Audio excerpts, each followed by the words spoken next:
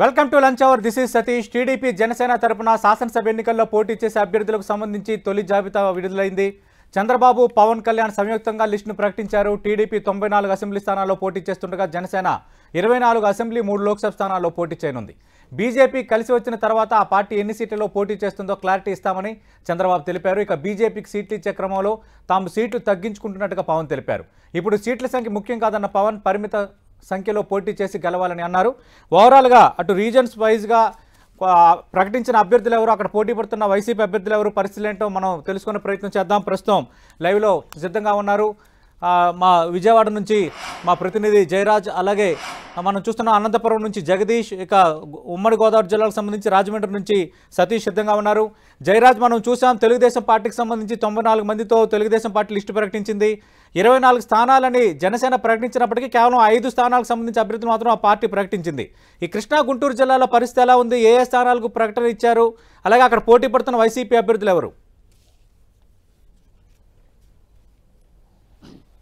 సతీష్, ఈరోజు కృష్ణా జిల్లాకు సంబంధించి టీడీపీ జనసేన అభ్యర్థుల విషయంలో జనసేన కృష్ణా జిల్లాకు సంబంధించి ఉమ్మడి కృష్ణా జిల్లాలో 16 నియోజకవర్గాలు ఉంటే జనసేనకు సంబంధించి ఒక్క స్థానం కూడా ఇంకా క్లారిటీ రాలేదు, ప్రకటించలేదు. మొత్తం మీద 11 నియోజకవర్గాలకు తెలుగుదేశం పార్టీ అభ్యర్థులను ప్రకటించింది.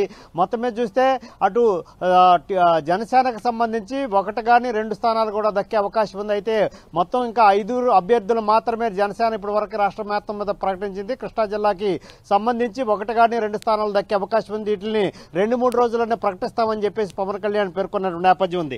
అయితే ముందుగా చూస్తే మచిలీపట్నం నుంచి మాజీ మంత్రి కొల్లు రవీంద్రకి ఇక్కడ మరొకసారి స్థానం దక్కింది. టీడీపీ నుంచి పోటీ చేసే అవకాశం ఉంది. ఇక్కడ మాజీ మంత్రి తనయుడు పేర్ని కృష్ణమూర్తి వైసీపీ నుంచి కూడా పోటీ చేస్తున్నట్టు పరిస్థితి. ఈసారి బందర్ నియోజకవర్గంలో హోరాహోరీగా పోటీ ఉండే అవకాశం ఉంది. ఇక పెడన్ నియోజకవర్గానికి వస్తే మాజీ ఎమ్మెల్యేగా ఉన్నటువంటి కాకత వెంకట్రావు తనయుడు కాకత కృష్ణప్రసాద్కి మొదటిసారిగా అవకాశం దక్కింది. అక్కడ ఎవరికి స్థానం దక్కుద్దనేటటువంటి అంచనాలు ఇప్పటి వరకు ఉన్నటువంటి పరిస్థితి. బోరగడ్డ వేదవ్యాస కూడా ఈ స్థానాన్ని ఆశించారు. కానీ అక్కడ మాజీ ఎమ్మెల్యేగా ఉన్నటువంటి కాకత వెంకట్రావు తనయుడు కాకత కృష్ణప్రసాద్కి తెలుగుదేశం పార్టీ ఈసారి పోటీ చేయడానికి అవకాశం ఇచ్చింది.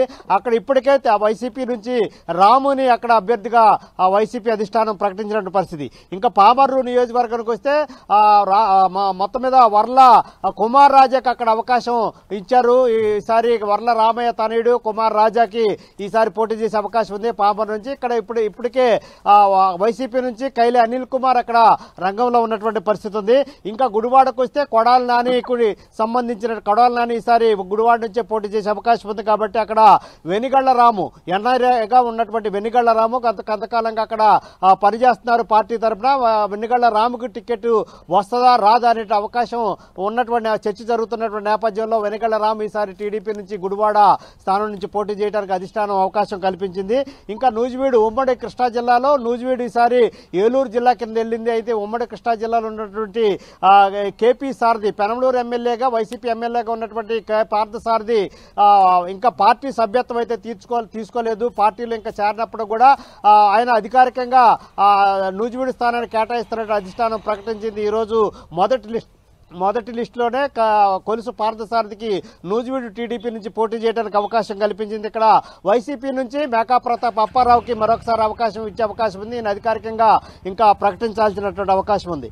అదేవిధంగా గన్నవరం అతి ప్రతిష్టాత్మకంగా ఉన్నటువంటి గన్నవరం నియోజకవర్గంలో ఎన్ఆర్ఐగా ఉన్నటువంటి గత ఎన్నికల్లో వైసీపీలో ఉన్నటువంటి యార్లగడ్డ వెంకట్రావు ఈసారి టీడీపీ నుంచి గన్నవరం బరిలో దిగబోతున్నారు. ఇక్కడ వల్లభనేని వంశీ గత ఎన్నికల్లో టీడీపీ తరపున ఉన్నారు, తర్వాత వైసీపీ కింద మారినటువంటి నేపథ్యం ఉంది. అయితే వంశీని గన్నవరం నుంచి పోటీ చేస్తారా, ఆయన మారుస్తారనేటువంటి చర్చ జరుగుతున్న నేపథ్యంలో యార్లగడ్డ వెంకట్రావు టీడీపీ నుంచి అక్కడ పోటీ చేయడానికి సిద్ధమవుతున్నారు. ఈ రోజు అధికారికంగా అధిష్టానం ప్రకటించినటువంటి పరిస్థితి. ఇంకా తిరువూరు నియోజకవర్గానికి వస్తే అక్కడ ఉన్నటువంటి నల్లగట్ల స్వామిదాస్ తెలుగుదేశం పార్టీకి మాజీ ఎమ్మెల్యేగా ఉండి అక్కడ ఇన్ఛార్జిగా ఉన్నటువంటి నల్లగట్ల స్వామిదాస్ ఇటీవలనే పార్టీకి రాజీనామా చేసి వైసీపీలో చేరారు. వైసీపీకి తిరువూరు నుంచి ఆయన ప్రాతినిధ్యం వహించే అవకాశం ఉంది. ఈ పరిస్థితుల్లో మొత్తం కొలికలపూడి శ్రీనివాసుని తెలుగుదేశం పార్టీ అభ్యర్థిగా అధిష్టానం మొదటి లిస్టులోనే ఆయనకు అవకాశం ఇచ్చింది. అదేవిధంగా మా నందిగామ నియోజకవర్గానికి వస్తే మాజీ ఎమ్మెల్యేగా ఉన్నటువంటి తంగిరాల సౌమ్యకి మరొకసారి అధిష్టానం ఆ నియోజకవర్గం నుంచి పోటీ చేయడానికి అవకాశం ఇచ్చింది. మొత్తం మీద జగ్గైపేట నియోజకవర్గానికి వస్తే మాజీ ఎమ్మెల్యే శ్రీరామ్ తాతయ్యకి మొదటి లిస్టులోనే అవకాశం దక్కింది. అక్కడ శ్రీరామ్ తాతయ్య వచ్చే ఎన్నికల్లో తెలుగుదేశం పార్టీ తరఫున అక్కడ పోటీ చేసే అవకాశం ఉంది. వైసీపీ తరఫున భాను సామినేని ఉదయభానుకి అక్కడ అవకాశం ఉంది. అదేవిధంగా విజయవాడకు వస్తే మొత్తం 3 నియోజకవర్గాలు ఉంటే 2 నియోజకవర్గాలకు సంబంధించి తెలుగుదేశం పార్టీ అభ్యర్థులు ప్రకటించింది. విజయవాడ సెంట్రల్లో మాజీ ఎమ్మెల్యే ఉన్నటువంటి బోండా ఉమామహేశ్వరరావుకి అక్కడ అవకాశం దక్కింది. ఈసారి కూడా బోండా ఉమామహేశ్వరరావు అక్కడ విజయవాడ సెంట్రల్ నియోజకవర్గం నుంచి పోటీ చేసే అవకాశం ఉంది. ఈ మొదటి లిస్టులో ఆయనకి మొత్తం అధిష్టానం ఆయనకి సీటు వెల్లడించినటువంటి పరిస్థితి. అక్కడ వైసీపీ నుంచి వెల్లంపల్లి శ్రీనివాస్ మాజీ మంత్రిగా ఉన్నటువంటి వెల్లంపల్లి శ్రీనివాస్ విజయవాడ వెస్ట్ నియోజకవర్గం నుంచి సెంట్రల్ నియోజకవర్గానికి మార్చారు. వెల్లంపల్లి శ్రీనివాస్ అక్కడ విజయవాడ వెస్ట్ నుంచి పోటీ చేయడానికి సిద్ధంగా ఉన్నారు. అదేవిధంగా విజయవాడ తూర్పు నియోజకవర్గం నుంచి మాజీ ఎమ్మెల్యేగా ఉన్నటువంటి మాజీ పార్లమెంట్ సభ్యుడు సిట్టింగ్ ఎమ్మెల్యేగా ఉన్నటువంటి గద్దె రామ్మోహన్ ఈసారి కూడా విజయవాడ తూర్పు నుంచి తెలుగుదేశం పార్టీ నుంచి పోటీ చేస్తున్నారు. అక్కడ వైసీపీ నుంచి దేవినేని అవినాష్ పోటీ చేస్తా ఉన్నారు. ఇది మొత్తం మీద చూస్తే ఉమ్మడి కృష్ణా జిల్లాలో ఇంకా ఒక్క స్థానాన్ని కూడా జనసేనకి కేటాయించలేదు. కేటాయించినటువంటి స్థానాల్లో విజయవాడ పశ్చిమ నియోజకవర్గానికి కేటాయించే అవకాశం ఉన్నట్టుగా చర్చ జరుగుతుంది. దీనికి సంబంధించి కూడా ఇంకా మొత్తం 16 నియోజకవర్గాలు ఉంటే ఇంకొక 5 నియోజకవర్గాల్లో అటు తెలుగుదేశం పార్టీ ఇటు జనసేనకు సంబంధించినటువంటి అభ్యర్థుల ప్రకటన చేయాల్సి ఉంది. సతీష్ రైట్ జయరాజ్, ఇక అనంతపురం వెళ్దాం. అనంతపురం నుంచి మా ప్రతినిధి జగదీష్ సిద్ధంగా ఉన్నారు. జగదీష్, అనంతపురం సంబంధించి ఫస్ట్ లిస్ట్ లో ఎన్ని స్థానాలకు అభ్యర్థుల ప్రకటన జరిగింది? అక్కడ పోటీ పడుతున్న వైసీపీ అభ్యర్థులు ఎవరు? సతీష్, ఉమ్మడి అనంతపురం జిల్లాలో 14 నియోజకవర్గాలు ఉన్నాయి. ఇందులో భాగంగా ఇప్పుడు టీడీపీ అధిష్టానం ఈరోజు 9 నియోజకవర్గాల్లో పార్టీ అభ్యర్థులను ప్రకటించింది. నేపథ్యంలో ఇక్కడ జనసేన 3 సీట్లను కోరుతుంది. ఒక ధర్మారము, అలాగే అనంతపురం అర్బన్తో పాటు గుంతకల్ కూడా మాకు కావాలంటూ కూడా జనసేన నాయకులు చెప్తున్న పరిస్థితి కనపడుతుంది. ఇక్కడ చూస్తే అనంతపురం అర్బన్లో జనసేన అభ్యర్థిగా వరుణ్ పోటీలో బరిలో ఉన్నాడు. అటు మాజీ ఎమ్మెల్యే ప్రభాకర్ చౌదరి కూడా బరిలో ఉన్నాడు. ఇక్కడ పవన్ కళ్యాణ్ పోటీ చేస్తే నేనే భుజస్కంధాలపై వేసుకుని గెలిపిస్తా అంటూ కూడా గతంలో ప్రభాకర్ చౌదరి చెప్పిన నేపథ్యంలో ఇప్పుడు పవన్ కళ్యాణ్ కాకుండా వేరే వారికి టికెట్ ఇస్తే ఖచ్చితంగా ఇక్కడ నేనే పోటీ చేస్తా అంటూ కూడా ప్రభాకర్ చౌదరి చెప్తున్న పరిస్థితి కనపడుతుంది. అలాగే ధర్మవరం ధర్మవరంలో చిలకల మధుసూదన్ రెడ్డి జనసేన అభ్యర్థి బలంగా ఉన్నారు. అక్కడ చూస్తే పరిటాల శ్రీరామ్ టీడీపీ తరఫున పోటీ ఉన్నారు. ఈ నియోజకవర్గంలో ఇంకా అభ్యర్థిని ప్రకటించలేదు. దాంతోపాటు కూడా అక్కడ బీజేపీ అభ్యర్థి గోనుగూడల సూర్యనారాయణ మాజీ ఎమ్మెల్యే కూడా అక్కడ కూడా నేనే ఇక్కడ పోటీ చేస్తాను, 1,00,000 ఓట్లు మేట గెలుస్తా అంటూ కూడా అతను చెప్తున్న ప్రచారం చేసుకున్న పరిస్థితి కనబడుతుంది. దాంతోపాటు ఇప్పుడు పుట్టపర్తి నియోజకవర్గం కూడా పెండింగ్ పెట్టారు. అక్కడ మాజీ ఎమ్మెల్యే మాజీ మంత్రి పల్లె రఘునాథ్ రెడ్డి కాకుండా ప్రకటించుకోకపోవడంతో అక్కడ ఈ చిలకల మధుసూదన్ రెడ్డి పుట్టపర్తికి జనసేన అభ్యర్థిగా ప్రకటించే అవకాశాలు ఉన్నట్టు కూడా వాళ్ళు జనసేన పార్టీ ప్రచారం చేసుకుంటుంది. మొత్తం 14 నియోజకవర్గాల్లో ఇప్పటి వరకు టీడీపీ 9 నియోజకవర్గాలు మాత్రమే ప్రకటించింది. ఇంకా 5 నియోజకవర్గాలు పెండింగ్ ఉండడంతో ఇక్కడ జనసేన పార్టీకి ఎన్ని స్థానాలు కేటాయిస్తారు, మిగతా స్థానాల్లో టీడీపీ ఎవరెవరు కేటాయిస్తారనేది మరికొద్ది కాలం వేచి చూడాలని చెప్పొచ్చు. సతీష్ రైట్ జగదీష్, ఇక తిరుపతి నుంచి మా ప్రతినిధి మురళి సిద్ధంగా ఉన్నారు. రైట్ మురళి, మనం చూసాం అనంతపురంలో పరిస్థితి జగదీష్ వివరించారు. ఓవరాల్గా రాయలసీమకు సంబంధించి ఈ ఫస్ట్ లిస్ట్లో ఎన్ని స్థానాలు తెలుగుదేశం పార్టీకి సంబంధించి తెలుగుదేశం పార్టీ ప్రకటించింది, అలాగే జనసేనకు సంబంధించి 24 స్థానాలు ఉన్నాయంటూ 5 స్థానాలను పవన్ కళ్యాణ్ ప్రకటించారు. ఆ మిగిలిన స్థానాల్లో ఈ రాయలసీమ నుంచి పోటీ చేసే స్థానాలు కూడా ఉన్నాయనుకోవచ్చా? తప్పనిసరిగా ప్రత్యేకించి ఉమ్మడి చిత్తూరు జిల్లా విషయానికి వస్తే ఇక్కడున్న దాదాపు 14 స్థానాల్లో 7 స్థానాల్లో ఇవాళ టీడీపీ అభ్యర్థులను ప్రకటించింది. అయితే ఇక్కడ ప్రధానంగా చిత్తూరు, మదనపల్లి, తిరుపతి ఆశించవచ్చని భావిస్తూ వచ్చారు. అయితే ఇవాళ ప్రకటించే చిత్తూరు స్థానం టీడీపీ పరమైపోయింది. చిత్తూరు నుంచి గురజాల జగన్మోహన్ అభ్యర్థిగా బరిలోబోతున్నారు. అంటే దాదాపుగా పెద్ద ఆశ్చర్యం ఏమీ లేదు. ఉమ్మడి చిత్తూరు జిల్లా విషయానికి వస్తే అంతా కూడా ఇన్ఛార్జీలకే చాలా వరకు అప్పగించారు.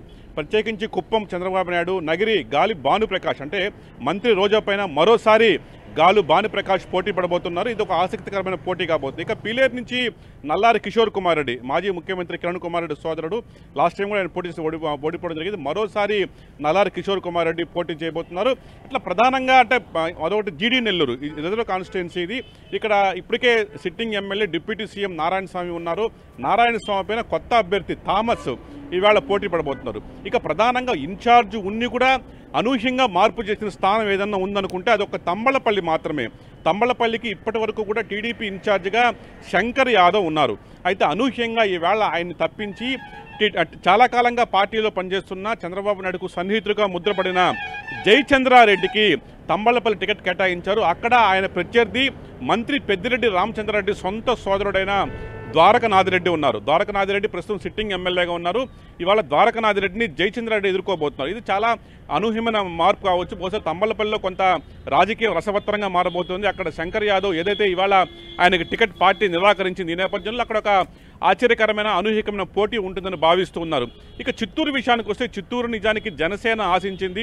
జనసేన అక్కడి నుంచి పోటీ చేస్తారని భావించారు. అయితే వివిధ సమీకరణాల నేపథ్యంలో చిత్తూరు స్థానాన్ని టీడీపీనే దక్కించుకుంది. అక్కడి నుంచి నిజానికి 5-6 మంది ఆశావాహులు ఉన్నప్పటికీ గురజాల జగన్మోహన్ అభ్యర్థిత్వాన్ని పార్టీ ఖరారు చేసింది. అక్కడ గురజాల జగన్మోహన్కి ప్రత్యర్థిగా విజయానందరెడ్డి ఉంటున్నారు. ఎందుకంటే అక్కడ సిట్టింగ్ ఎమ్మెల్యే జంగాల్పల్లి శ్రీనివాసులకు వైసీపీ టికెట్ నిరాకరించి అనూహ్యంగా విజయానందరెడ్డిని రైట్ మురళి